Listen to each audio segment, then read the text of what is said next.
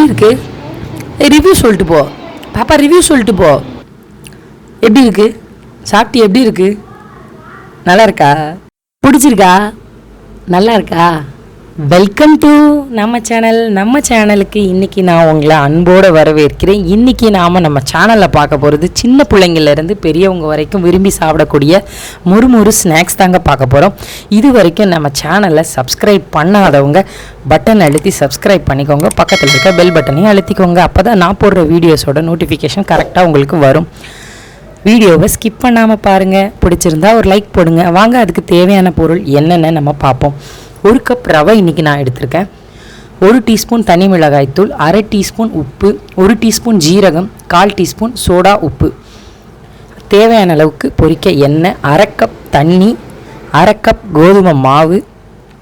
Mixie ஜாரில் நம்ம எடுத்து வச்சுருக்க ரவையை போட்டு நல்லா அரைச்சி பவுடராக்கி எடுத்துகிட்டு வந்துடலாம். இப்போ நம்ம ஒரு கிண்ணம் எடுத்துக்கலாம். இதில் நம்ம வச்சுருக்க அந்த ரவையை போட்டு, பொடிச்சு வச்ச ரவையை போட்டு 1 டீஸ்பூன் தனி மிளகாய்த்தூள் போட்டு, 1/2 டீஸ்பூன் உப்பு போட்டு, 1 டீஸ்பூன் ஜீரகம் போட்டுக்கலாம். 1/4 டீஸ்பூன் நம்ம வச்சுருக்க சோடா உப்பை போட்டுக்கலாம். இப்போ நம்ம வச்சுருக்க 1/2 கப் தண்ணியை ஊற்றி அதை நல்லா சப்பாத்தி மாவு மாதிரி பிசைஞ்சு எடுத்துக்கலாம். சப்பாத்தி மாவு பிசைகிற மாதிரி நம்ம அதை பிசைஞ்சு எடுத்துக்கலாம். நம்ம எடுத்து வச்சுருக்க கோதுமை மாவு நம்ம இதில் கலக்கக்கூடாது. அது சப்பாத்தி மாதிரி திரட்ட போகிறோம். அதுக்காக தான் அந்த கோதுமை மாவு. இப்போ நம்ம இதை 10 நிமிஷம் ஊற விட்டுடலாம், மூடி போட்டு. அதுக்கப்புறம் எடுத்து பார்க்கலாம். இந்த மாதிரி 10 நிமிஷத்துக்கு அப்புறம் நல்லா ரவை ஊறி இருக்கும் அந்த தண்ணி நம்ம பிசைஞ்சு வச்சுருந்ததில். இப்போ இதை எடுத்து நம்ம 4 உருண்டையாக போட்டுக்கலாம். நான் 1 கப் மாவுக்கு இந்த மாதிரி 4 உருண்டை வந்துச்சு. இப்போ இந்த கோதுமை மாவு நம்ம எதுக்கு எடுத்து வச்சுருக்கோன்னா, சப்பாத்தி மாதிரி நம்ம இதை திரட்ட போகிறோம். அதுக்காக தான், ஒட்டாமல் வரணுன்னு தான். மற்றபடி இதை நம்ம கலக்க போகிறது கிடையாது. இந்த மாதிரி நம்ம போட்டு திரட்டிக்கலாம் கோதுமை மாவை. நம்மளுக்கு இந்த மாதிரி நம்ம சப்பாத்தி மாதிரியே நம்ம திரட்டி எடுத்துக்கலாம். இந்த மாதிரி திரட்டிட்டு இப்போ நம்ம கத்தி வச்சு இதை இந்த மாதிரி வெட்டிக்கலாம்.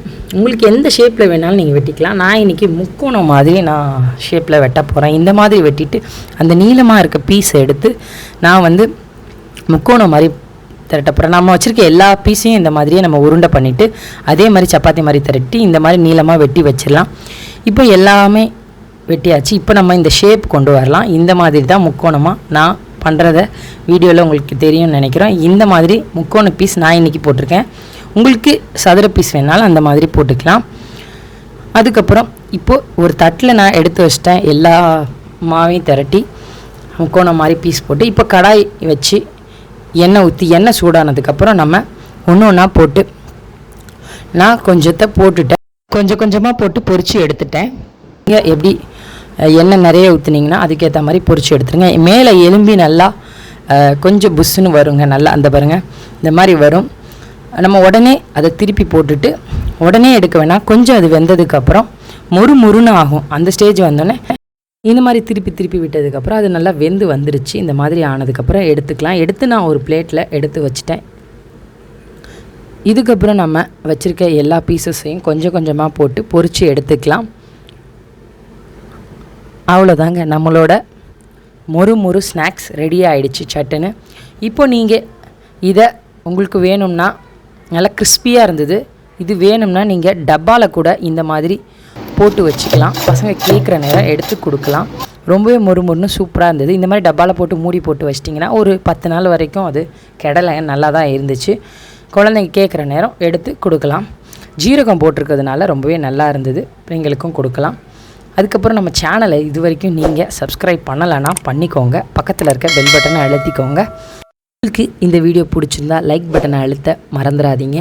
அதுக்கப்புறம் நான் இது வரைக்கும் போட்ட வீடியோஸில் கொஞ்சத்தை எண்டு ஸ்க்ரீனில் கொடுக்குறேன். உங்களுக்கு பிடிச்சிருந்தா போய் பாருங்கள். அதுக்கப்புறம் இது வரைக்கும் நம்ம சேனலுக்கு சப்ஸ்கிரைப் பண்ணி இருக்கிறவங்களுக்கும் சரி, பண்ண போகிறவங்களுக்கும் சரி, சப்போர்ட் பண்ணுறவங்களுக்கும் சரி, ரொம்ப நன்றி. தொடர்ந்து உங்கள் ஆதரவை கொடுங்க. தேங்க்யூ.